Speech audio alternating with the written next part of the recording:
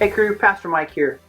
Hey, I really wanted to take a minute today and make a little video and talk to you all about a couple thoughts that have been kind of swirling around in my mind. One is just the honesty of where we're at with middle school student ministry. And now that we're kind of coming up to week 4, I'm sure you're probably wondering, why did I sign up for this? This is crazy. I want to pull my hair out or eat some nails or something surely better than this. And maybe you're not thinking so desperately, maybe you've been having some fun, I don't know. But the reality is, middle school student ministry is difficult. It's a challenge. Trying to figure out how to teach, how to talk to, how to ask questions to middle school students can be very difficult. I want you to know one thing today, and that is, you're not alone. I feel the same way. When I sit down with my small group and start trying to work on a question or a text or an idea, it's like pulling hair and pulling teeth. It's tough, it's difficult. And so sometimes that kind of causes some stress in me and makes me feel like I'm really not getting done what I maybe had hoped to get done.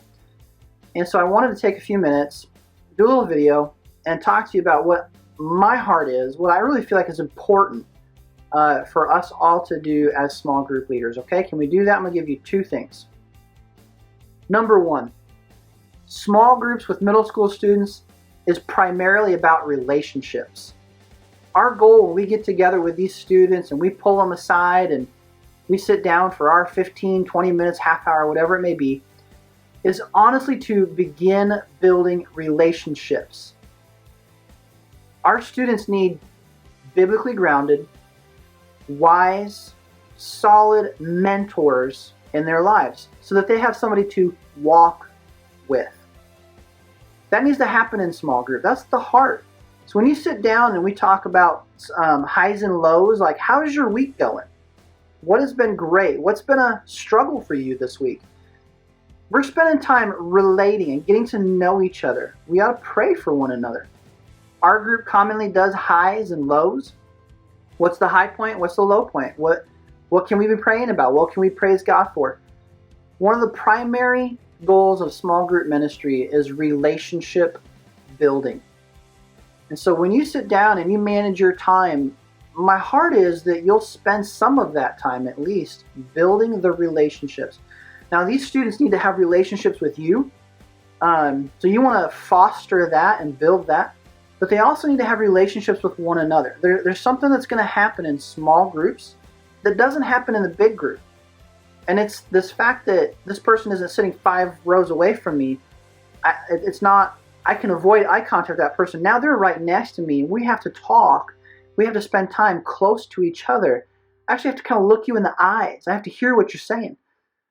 So they're going to build relationships with one another. We're going to build relationships between leaders and the students. Number 1 simply is relationship building. We really can't get to anything else worthwhile or meaningful without the first one, relationship building. Here's number 2, meaningful, biblically centered conversation. This is where we actually read a text together, where we talk about the lesson, and we ask meaningful questions that go beyond a yes or no answer. We don't have to think when all we have to say is yes or no. And so we want our questions to be questions that require a thought out, let me think about that a second kind of answer. And then it's a great idea to follow up the first question with a question that makes you go deeper. Well, I hear what you said, but what about this? Take that first response and turn it into a question that digs deeper. And then lastly, one of the goals of small groups is kind of put it all together. What is this saying? You could ask the question, so what? What does this mean for me? The heart of small group really is these 2 main things. Relationship building. You can't get to the meaningful, biblically centered conversation without the relationship connection. Are you following me? That's my heart. I want these students, these middle school students who might be feeling like they're the only person on planet Earth, who may not be experiencing any kind of kindness and compassion, love at home or at school. They need to have good, Christ-centered relationships with leaders who can mentor them and their peers who can walk with them on a moment-by-moment daily basis.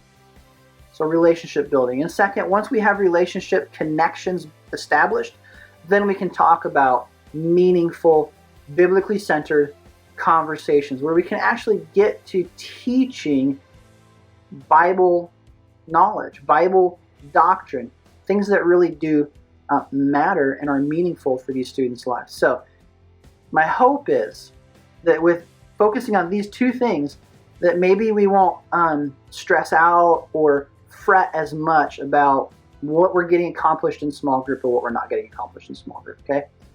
I love you guys. We could not do this without you. You are my heroes. Honestly, you are. Love y'all. We'll see you tomorrow night.